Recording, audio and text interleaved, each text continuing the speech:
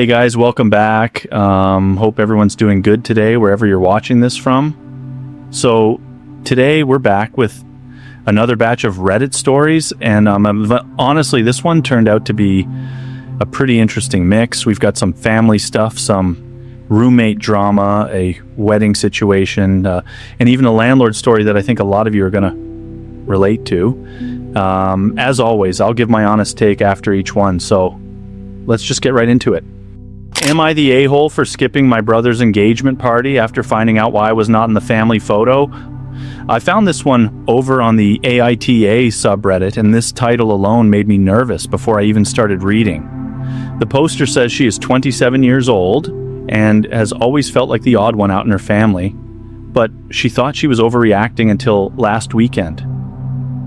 Her older brother got engaged last month, and the family did a big photo shoot to celebrate. She was not there because of a work trip that got moved up last minute.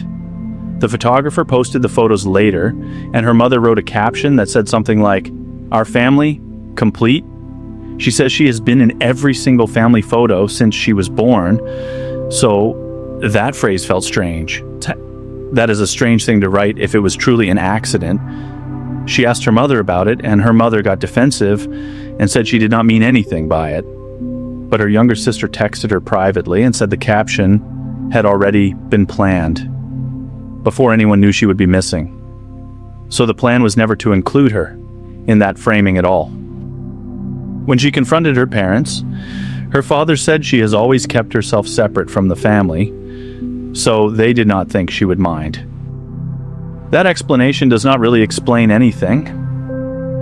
She ended up skipping the engagement party the following week. Her brother called her selfish for making his engagement about her own drama. Her mother said she is always looking for reasons to feel like a victim. Now, the family group chat goes quiet whenever she posts anything. Something happened long before that photo caption, right? Because nobody plans a caption like that without one person already in mind. I do not think she is the a-hole here, but skipping the party did not really fix anything either. That kind of hurt just sits there. Let us move on to the next one, because this next story is honestly wild.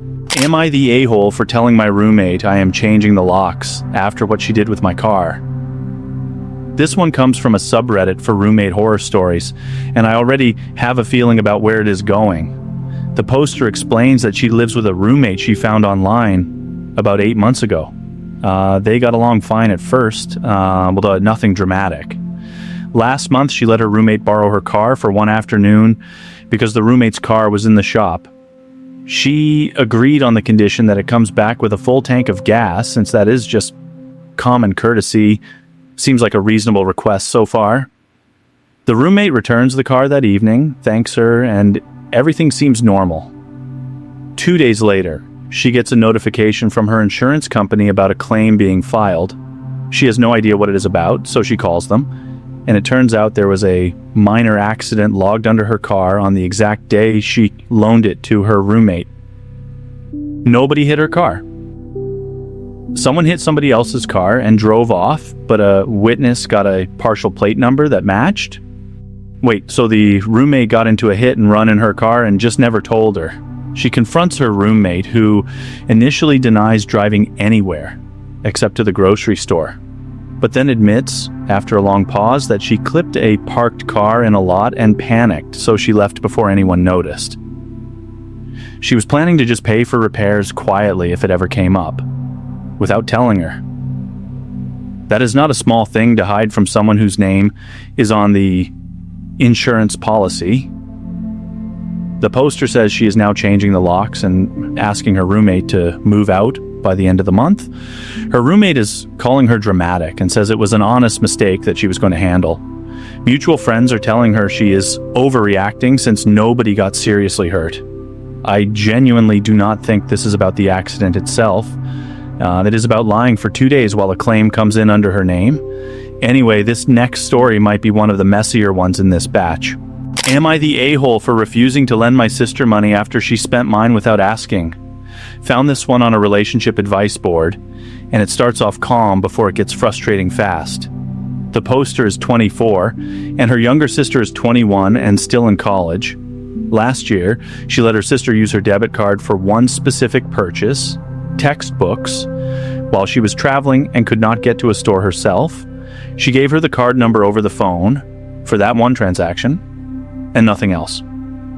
A pretty normal favor between sisters, honestly. A week later, she checks her statement and finds 3 additional charges she did not authorize: food delivery, a subscription service, and a pair of shoes. All small amounts individually, but together it adds up to a decent chunk of money. She calls her sister, who says she figured it was fine since she already had the card number and she was going to pay her back eventually.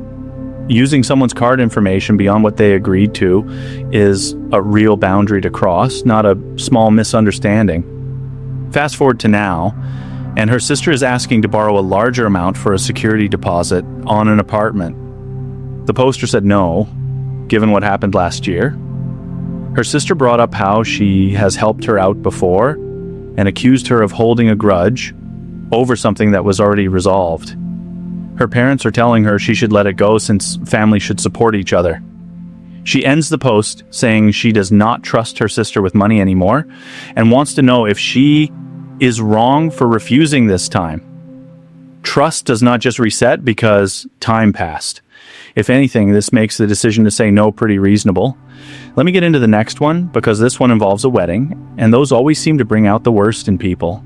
Am I the a-hole for calling out my best friend at her own bridal shower? This one is from a wedding drama subreddit, and honestly, the setup here is more complicated than it first looks. The poster says she has been best friends with the bride since middle school, and she was asked to help organize the bridal shower a few months ago. She spent weeks coordinating with the bride's mother, picking a venue, handling invitations, all of it. About 2 weeks before the event, the bride mentioned in passing that she wanted her college roommate to give the toast instead of the poster, since they had gotten closer recently. That already stings a little, especially after doing all the planning work. The poster says she was disappointed, but let it go, since it is the bride's choice. At the shower itself, the college roommate gave her toast, and in it she made a joke referencing an old falling out between the poster and the bride from years ago, something the poster thought was private and long resolved. The room went quiet, and several relatives looked at the poster like they were waiting for a reaction. That is a strange thing to bring up in front of everyone unless it was meant to embarrass someone. The poster says she calmly stood up afterward and thanked everyone for coming, then quietly asked the bride why that story was shared without asking her first. The bride got flustered and said she never told the roommate to bring it up specifically. She just mentioned it existed. Other guests thought the poster made things awkward by addressing it at all instead of letting it pass. Now the bride is saying she ruined the mood of her own shower, and some of the extended families treating her differently at other events leading up to the wedding. Bringing up someone's private history as a punchline, even secondhand, is not really an accident once it happens in front of a room full of people. Let us jump into the next one, because this next story is a landlord situation that gets pretty ridiculous. Am I the a-hole for reporting my landlord after he entered my apartment while I was out of town? This one comes from a renter's rights subreddit, and it starts with something a lot of people can probably relate to. The poster explains she has lived in her apartment for 2 years with a landlord who owns a handful of units in the building. She went on a 10-day trip last month and came home to find her spare closet door open and a few boxes shifted around that she knows she left closed. Nothing appeared to be missing, but the arrangement was clearly different from how she left it. Something moved in a locked apartment while nobody was supposed to be there is not a small detail to brush off. She checked her building's hallway camera footage, which she has access to as a tenant, and found her landlord entering her unit with his own key 2 days into her trip, staying inside for almost 40 minutes. There was no scheduled maintenance, no prior notice given, nothing in writing about any repair work needed. That is well beyond a quick check to make sure a pipe was not leaking.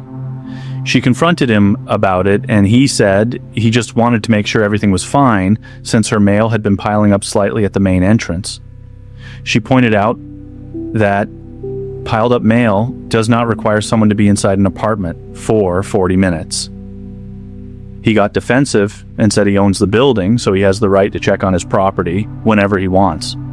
That is not actually how any lease agreement works, and he clearly knows that, which makes the excuse even worse. She ended up filing a complaint with local housing authorities and telling other tenants in the building to check their own camera footage. Her landlord is now saying she is causing problems that could get everyone's rent raised, and a couple of neighbors are annoyed with her for stirring things up instead of handling it quietly. Protecting your own privacy in a place you pay to live in should not make you the problem here. Now let us get into the last one for this batch, because this one involves a friend group and a pretty expensive gift situation. Am I the a-hole for asking my friend group to pay me back for the trip they never went on? This last one comes from a friendship drama subreddit, and it is honestly one of those situations where everyone involved handled things a little differently. The poster says she organized a group trip for 5 friends months in advance, including flights and a shared rental house, and everyone agreed to pay their portion up front so she could lock in the bookings at a lower price. She fronted the deposit herself and collected everyone's share over the following weeks. 3 weeks before the trip, 2 of the 5 friends dropped out, one citing work conflicts and the other citing money issues that came up suddenly. That already puts the whole group in an awkward financial spot. Because of the cancellation policy, the deposits for the 2 who dropped were non-refundable, and the rental house cost stayed the same regardless of how many people showed up. The poster ended up covering the difference herself, so the remaining 3 people would not have their trip cost increase. She assumed the 2 who dropped would understand they had already agreed to the payment terms when they signed on. After the trip, she asked the 2 who canceled to at least cover part of the non-refundable cost, since that was the agreement from the start. One of them paid without issue. The other said she should not be expected to pay for a trip she never went on, and that the poster should have built in some kind of flexible cancellation option from the beginning. Agreeing to a cost up front and then walking away from it because plans changed is different from something being unfair to begin with. The friend group has since taken sides, with some saying the poster's being too rigid about money between friends, and others saying the friend who refused to pay is trying to avoid a debt she clearly agreed to. Am I the a-hole for telling my coworker I reported her to HR after she took credit for my project? This one is from a workplace subreddit, and it is one of those slow burn situations that finally boiled over. The poster says she spent almost 2 months building out a proposal for a new client process at her company and staying late several nights to get it done ahead of a deadline. She shared an early draft with a coworker just to get a second opinion, since they usually collaborate on smaller tasks together. A week later, during a leadership meeting she was not invited to, that coworker presented the proposal as her own idea, with only minor wording changes. Sharing a draft for feedback is very different from someone presenting it as entirely their own work, right? She found out because another coworker who was in that meeting mentioned it casually, assuming she already knew. When she asked her coworker about it directly, the coworker said she just built on what they had already discussed together and did not think it was a big deal since they work on the same team anyway. The poster pointed out that her name was never mentioned once during that presentation. That excuse does not really hold up when an entire proposal gets presented without a single mention of who actually wrote it. She ended up documenting the original files with timestamps and sent a formal email to her manager in HR laying out the timeline. Her coworker found out and accused her of overreacting and trying to sabotage her reputation over what she called a simple misunderstanding. Some other coworkers have started acting distant, saying she should have handled it privately instead of going straight to HR. Protecting credit for 2 months of real work is not the same as trying to sabotage someone. Let us get into the next one, because this next story involves a neighbor and a very specific fence dispute. Am I the a-hole for refusing to let my neighbor use my driveway after he blocked mine last winter? This one comes from a neighborhood disputes subreddit, and it starts off small before turning into a whole thing. The poster explains that he and his neighbor have lived next to each other for about 5 years, generally on friendly terms. Last winter, during a heavy snowstorm, his neighbor's car got stuck at an angle that partially blocked the poster's driveway overnight, without asking first. The poster could not get his own car out for 2 full days because of it, and had to miss an important appointment as a result. 2 days blocked in during a storm is a real inconvenience, not just a minor annoyance. When he brought it up afterward, the neighbor said it was an emergency because his own driveway had ice buildup, and he assumed it would only be for a few hours. The poster accepted the apology at the time and let it go. Now, months later, the same neighbor asked to use his driveway again, temporarily, while some construction work is being done on his own property, and the poster said no. After what happened last winter, being cautious about lending that space again seems reasonable. The neighbor got upset, saying the poster is holding a grudge over something that was resolved with an apology, and that being a good neighbor means helping each other out when needed. Other people on the street have chimed in on a neighborhood group chat, with some saying the poster should let it go since it was one bad experience, and others saying he has no obligation to say yes twice. An apology after the fact does not erase the 2 days of being unable to leave his own house. Now, let us move to the next story, because this one is about a pet and a friend who overstepped a boundary. Am I the a-hole for asking my friend to pay the vet bill after she let my dog off leash without asking? This one is from a pet owner's subreddit, and it is a situation that a lot of dog owners will probably understand right away. The poster says she asked a close friend to watch her dog for a weekend while she was out of town, something the friend had done several times before, without issue. She left detailed instructions, including a note that her dog should always stay on leash outside since he has a tendency to bolt after squirrels. When she got back, her friend mentioned that she let the dog off leash at a park because he seemed like he wanted to run around. Ignoring a specific instruction that was written down in advance is different from a random judgment call.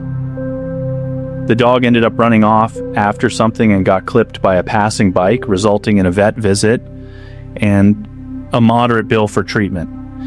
Thankfully, the dog was fine after a few days of rest, but the cost was still significant. The poster asked her friend to cover part of the vet bill since it happened directly because of a decision made against her explicit instructions. Her friend refused, saying it was an accident and that things like that can happen to anyone at a park on leash or not, right? The poster pointed out that it would not have happened at all if the leash rule had been followed as written. Her friend has since told other people in their friend group that the poster is being unreasonable and treating a genuine accident like it was intentional.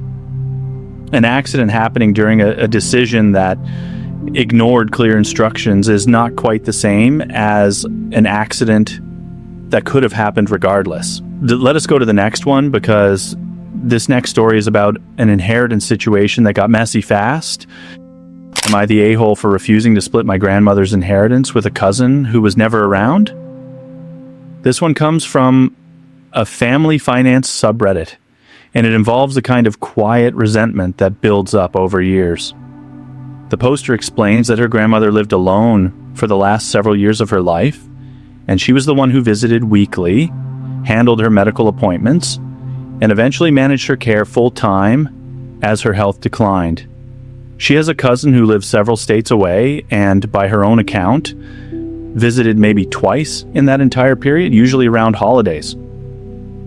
years of consistent care versus occasional holiday visits is or a significant difference in involvement.